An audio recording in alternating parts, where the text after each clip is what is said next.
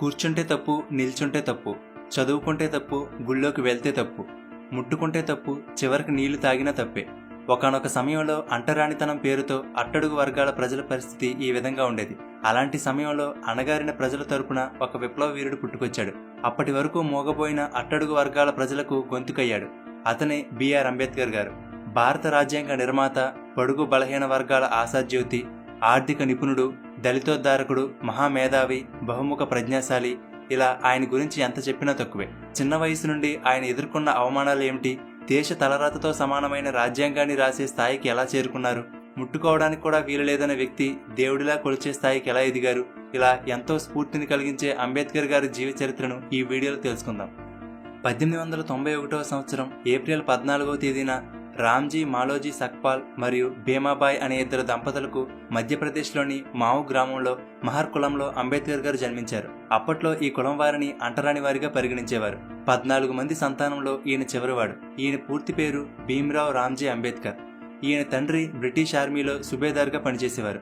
అంబేద్కర్ గారికి 2 సంవత్సరాల వయసున్నప్పుడు వాళ్ళ నాన్నగారు ఉద్యోగంలో పదవీ విరమణ పొందడంతో కుటుంబమంతా ముంబైకి వెళ్లి అక్కడ ఆయన వేరే చిన్న ఉద్యోగంలో చేరారు.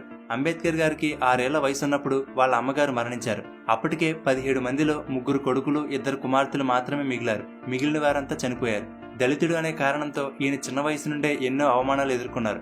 చిన్నప్పుడు వాళ్ళ అన్నయ్యతో కలిసి వేరే ఊరికి నడిచి వెళ్తుంటే బాగా దాహం వేయడంతో దగ్గరలో ఉన్న ఒక ఇంటికి వెళ్లి తాగడానికి నీటిని అడిగితే అంబేద్కర్ గారు మహర్ కులానికి చెందినవారని తెలిసి వాళ్ళు నీళ్లు ఇవ్వకపోగా పక్కనే ఉన్న మురికి గుంటలో నీటిని తాగమని తిట్టి పంపించారు. ఇక తప్పక దాహంతోనే కొంత దూరం నడిచి వెళ్ళాక ఒక ఎద్దుల బండి కనిపించింది. అది ఎక్కి కొంత దూరం వెళ్ళాక ఆ బండివాడికి వీళ్ళు మహర్ కులానికి చెందినవారని తెలిసి వాళ్ళని తిట్టి బండి నుండి దింపేశాడు. చివరికి వాళ్ళు 2 బాడుగ ఇస్తానని బ్రతిమలాడితే అప్పటికే ఆ బండి మైల పడిపోయిందని చెప్పి వాళ్ళని ఆ బండి మీద వెళ్ళమని ఆ బండివాడు దూరంగా నడిచి వచ్చాడు. చివరికి స్కూల్లో కూడా మిగిలిన పిల్లలందరూ లోపల కూర్చుంటే అంబేద్కర్ మాత్రం తరగతి గది బయట తలుపు దగ్గర కూర్చునేవారు. ఒకసారి ఒక ఉపాధ్యాయుడు బోర్డు మీద ఒక లెక్క ఇచ్చి చేయమంటే ఎవరూ చేయలేకపోయారు. కానీ అంబేద్కర్ గారు చేయడానికి బోర్డు దగ్గరకు వెళ్తుంటే ఆ బోర్డు దగ్గరలో తమ భోజనాల క్యారేజీలు ఉన్నాయని, అవి మైల పడతాయని అంబేద్కర్ బ్లాక్ బోర్డుని ముట్టుకోవడానికి మిగిలిన పిల్లలు ఒప్పుకోలేదు. చివరికి దాహం వేస్తే కుండలోని మంచినీళ్లు కూడా తాగడానికి అనుమతి ఉండేది కాదు. అగ్రకులానికి చెందిన వాళ్ళు ఎవరైనా వచ్చి గ్లాస్తో పైనుండి నీటిని పోస్తే వాటిని దోశలతో పట్టుకుని తాగవలసి వచ్చేది. ఎక్కువగా ఆ స్కూల్లో ఉండే ప్యూన్ నీటిని పోసేవాడు. ఒకవేళ ఆ ప్యూన్ రాకపోతే ఆ రోజు నీళ్లుండేవి కాదు. అలా కొన్ని రోజులైతే ఒక చుక్క నీటిని కూడా తాగకుండా ఇంటికి వెళ్ళిపోయేవారు. ఈ విధంగా ప్రతి చోట కులం పేరుతో ఆయన వివక్షతకు గురయ్యేవారు. అయితే చదువులో మాత్రం అంబేద్కర్ ముందుండేవారు. దాంతో కృష్ణాజీ అంబేద్కర్ అనే ఒక ఉపాధ్యాయుడికి మాత్రం అంబేద్కర్ అంటే అభిమానం ఉండేది. అప్పటి వరకు అంబేద్కర్ గారి ఇంటి పేరు అంబా వాడేకర్. కానీ ఆ ఉపాధ్యాయుడు ఆ పిల్లవాడి మీద ఉన్న అభిమానంతో అంబా వాడేకర్ అనే పేరుని తీసేసి తన పేరైన అంబేద్కర్గా మార్చారు. అప్పటి నుండి ఈయన పేరు బిఆర్ అంబేద్కర్గా మారింది. అలా 1907లో ఎల్ఫిన్స్టోన్ హై స్కూల్లో మెట్రికులేషన్ పూర్తి చేశారు. ఆ కాలంలో ఒక దళితుడు మెట్రికులేషన్ పూర్తి చేయడం ఒక గొప్ప విషయమే. దాంతో ఈయనకు సన్మానం కూడా చేశారు. దానిలో భాగంగానే ఉన్నత చదువుల కోసం ఆయనకు ఆర్థికంగా సహాయం చేయడానికి కొందరు ముందుకు వచ్చారు. అయితే పై చదువులకు వెళ్లడానికి ముందే అంబేద్కర్ గారికి 15 ఏళ్ల వయసున్నప్పుడు 9 ఏళ్ల వయసున్న రమాబాయి అనే అమ్మాయితో పెళ్లి చేసేశారు. అప్పటికే బరోడా మహారాజు అయిన సాయాజీరావు గైక్వాడ్ పేద విద్యార్థులకి ఆర్థికంగా సహాయం అందిస్తున్నారని తెలుసుకున్నారు. అలా బరోడా సంస్థానం నుండి వచ్చే నెలకి 25 రూపాయల స్కాలర్షిప్తో 1912 నాటికి బొంబాయి యూనివర్సిటీ నుండి economics and political science degree పట్టా పొందారు. తర్వాత అదే బరోడా సంస్థానంలో ఉద్యోగం కూడా దక్కింది. కానీ అంబేద్కర్ గారికి ఇంకా పై చదువులు చదువుకోవాలని కోరిక మనసులో ఉండేది. దీని గురించి మహారాజ్కి చెప్తే ఆయన దానికి ఒప్పుకుని ఒక షరతు పెట్టారు. అదేంటంటే విదేశాల్లో చదువు పూర్తయి ఇండియాకి వచ్చిన తర్వాత బరోడా సంస్థానంలో 10 సంవత్సరాలు పనిచేయాలని షరతు పెట్టారు. అంబేద్కర్ గారు దానికి ఒప్పుకుని బరోడా సంస్థానం నుండి వచ్చే నెలకు 11.5 పౌండ్ల స్కాలర్షిప్తో 1913లో అమెరికాలోని కొలంబియా యూనివర్సిటీలో చేరారు. అమెరికాలో మొదటిసారిగా అంబేద్కర్ గారు స్వేచ్ఛ అంటే ఏమిటో చూశారు. ఆ కాలంలో భారతదేశంలో ఉన్నట్లుగా కుల, జాతి వివక్షత అమెరికాలో ఉండేది కాదు. అందరికీ సమానమైన గౌరవం, అవకాశాలు దక్కేవి. కొంతకాలానికి కొలంబియా యూనివర్సిటీలో పీజీ, పీహెచ్డీ పూర్తి చేశారు. ఆ తర్వాత 1916లో లండన్లోని లండన్ స్కూల్ ఆఫ్ ఎకనామిక్స్లో చేరారు. లండన్లో అంబేద్కర్ గారు ఒక్క క్షణం కూడా వేస్ట్ చేయకుండా లండన్ లైబ్రరీలో ఉండే అన్ని పుస్తకాలు చదివారు. అక్కడ ఆయన ప్రపంచంలో ఎన్నో దేశాల చరిత్రలు, గొప్ప గొప్ప వ్యక్తులు, వాళ్ళ సిద్ధాంతాల గురించి క్షుణ్ణంగా చదివేవారు.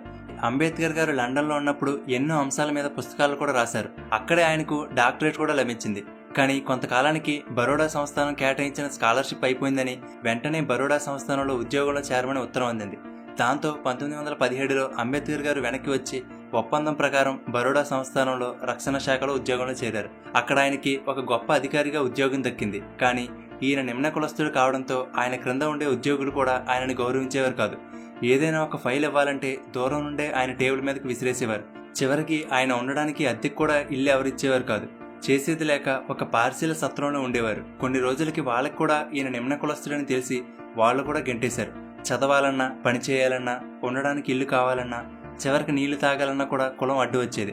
మనల్ని ఎవరైనా చిన్న మాట అంటేనే పడం కదా, అలాంటిది ఇలాంటి ఘోర అవమానాలు ఎదురైతే మనం తట్టుకోగలమా? కానీ ఆయన వాటన్నిటినీ సహించారు. చివరికి తన పరిస్థితిని బరోడా మహారాజుకి చెప్పుకుని ఆయన ఏమీ చేయలేనని చెప్పడంతో ఉద్యోగానికి రాజీనామా చేసి బొంబాయి వెళ్ళిపోయారు. ఎటువంటి ఉద్యోగం లేకపోవడంతో ఆదాయం కోసం ట్యూషన్లు చెప్పడం, కంపెనీలకు సలహాలనిచ్చే ఒక చిన్న కన్సల్టింగ్ బిజినెస్ని స్టార్ట్ చేశారు. మళ్ళీ కొన్ని రోజులకి అంబేద్కర్ గారు అంటరానివాడని తెలిసి వ్యాపారులు కూడా ఆయన దగ్గరకు రావడం మానేశారు. దాంతో ఆ కంపెనీని కూడా మూసివేశారు. చివరికి అప్పటి బొంబాయి గవర్నర్ సహాయంతో ఒక కాలేజీలో ప్రొఫెసర్గా ఉద్యోగం దక్కింది. అలా ఉద్యోగం చేసుకుంటూనే 1927 నుండి అంటరానితనానికి వ్యతిరేకంగా ఉద్యమాలు చేయడం మొదలుపెట్టారు. అలా మహత్లో దళితుల మహాసభని ఏర్పాటు చేశారు. దేశంలో నలుమూలల నుండి కొన్ని వేల మంది దళితులు ఆ సభకు హాజరయ్యారు. అప్పటి వరకు దళితులు మహద్లోని చెరువులో నీటిని తాగడానికి అనుమతి ఉండేది కాదు. కానీ అంబేద్కర్ గారు ఆ సభలో దానికి వ్యతిరేకంగా పోరాడి ఆ చెరువులో నీటిని తాగడానికి అనుమతి వచ్చేలా చేశారు.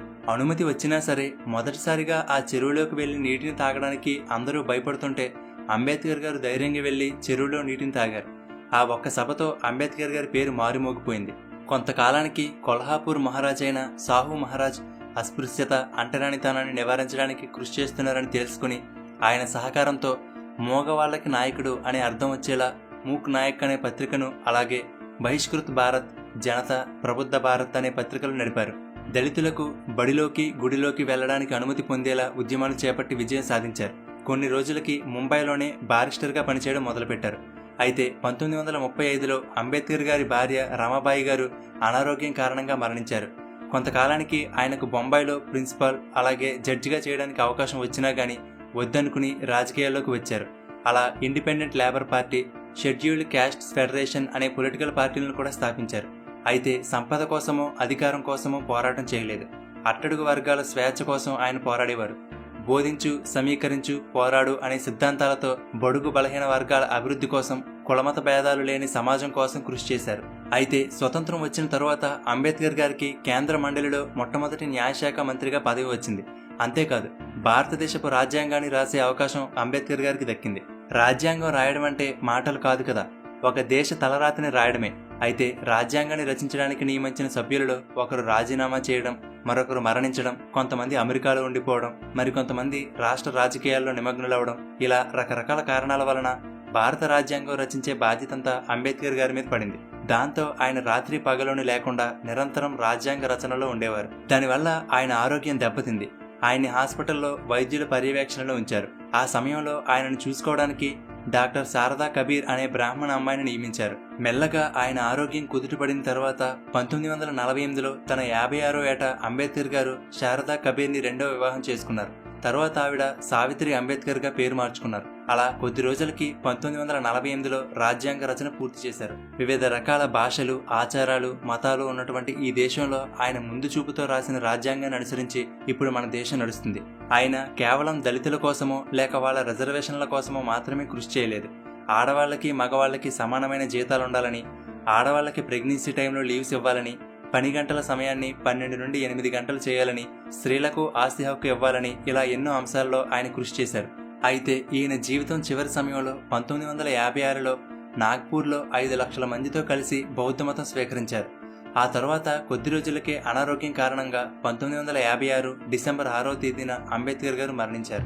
ఆయన మరణించినా గానీ ఆయన కృషి ఇప్పటికీ ఎంతో మంది జీవితాల్లో వెలుగును నింపుతుంది. ఒకవేళ ఆయన పూనుకుని ఉండకపోతే ఈనాటికి బడుగు బలహీన వర్గాల జీవితాలు ఇంకా అలాగే ఉండిపోయేవేమో. అందుకే ఈయన చేసిన సేవలకు గాను 1990లో భారత ప్రభుత్వం భారతదేశపు అత్యున్నత పురస్కారమైన భారతరత్న అవార్డునిచ్చింది. కొలంబియా యూనివర్సిటీ ప్రపంచంలోనే టాప్ 100 స్కాలర్స్ లిస్ట్ని ప్రకటిస్తే దానిలో మొదటి పేరు అంబేద్కర్ గారిదే ఉంది. ఎందుకంటే BA, MA, MSc, DSc, PhD, LLD, delete, barrister ఇలా ఎన్నో డిగ్రీలను ఆయన సాధించారు. ఒక వ్యక్తి తన జీవితకాలంలో ఇన్ని డిగ్రీలు పొందడం అంటే మాటలు కాదు. ఈయనకు Hindi, Pali, Sanskrit, English, French, German, Marathi, Persian, Gujarati ఇలా 9 భాషల్లో నైపుణ్యం ఉంది. కేవలం ఈయన రాజ్యాంగ నిర్మాత మాత్రమే కాదు, philosopher, anthropologist, historian, speaker, writer, economist, scholar, editor ఇలా ఒకే వ్యక్తిలో ఎన్నో ప్రతిభలు, నైపుణ్యాలుండేవి. అంతేకాదు ప్రపంచంలో ఎక్కువ విగ్రహాలు ఉన్న నాయకుడు కూడా అంబేద్కర్ గారే. 2012లో ద గ్రేటెస్ట్ ఇండియన్ ఎవరు అనే పోలింగ్ జరిగితే మొదటి స్థానంలో అంబేద్కర్ గారే ఉన్నారు. దీనిని బట్టి ఆయన సమాజంలో ఎంత ప్రభావం తీసుకువచ్చారో అర్థం చేసుకోవచ్చు. ఒకప్పుడు ఆయన పడిన కష్టాలు ఎవరూ పడకూడదనుకున్నారు. అందుకే తన జీవితాన్నంతా అణగారిన వర్గాల అభ్యున్నతికి, వాళ్ళకి స్వేచ్ఛను అందించడానికి అంకితం చేశారు. కేవలం ఈయన వల్లనే అట్టడుగు వర్గాల వాళ్ళకి ఇప్పుడు అన్ని రంగాలలో సమానంగా అవకాశాలు అందుతున్నాయి. అందుకే ఇప్పటికీ ఎప్పటికీ ఆయన చాలా మందికి దేవుడితో సమానం. ముట్టుకోవడానికి కూడా వీలు లేని స్థాయి నుండి ఒక దేశ రాజ్యాంగాన్ని రాసే వరకు వెళ్లడంలో ఉన్న ఆయన ధైర్యాన్ని, పట్టుదలని మనందరం తప్పకుండా ఆదర్శంగా తీసుకోవాలి. ఓకే ఫ్రెండ్స్, ఈ వీడియో మీకు నచ్చితే లైక్ చేయండి, అలాగే మీ ఫ్రెండ్స్ అందరికీ షేర్ చేయండి. ఇలాగే మరెంతో మంది గొప్ప వాళ్ళ జీవిత చరిత్రలు తెలుసుకోవడానికి తెలుగుబడి ఛానల్కి సబ్స్క్రైబ్ చేసుకుని పక్కనే ఉన్న బెల్ బటన్ని యాక్టివేట్ చేసుకోండి. అలాగే తెలుగుబడి నుండి ఎప్పటికప్పుడు అప్డేట్స్ పొందడానికి ఫేస్బుక్, ఇన్స్టాగ్రామ్, టెలిగ్రామ్, ట్విట్టర్లలో తెలుగుబడిని ఫాలో అవ్వండి.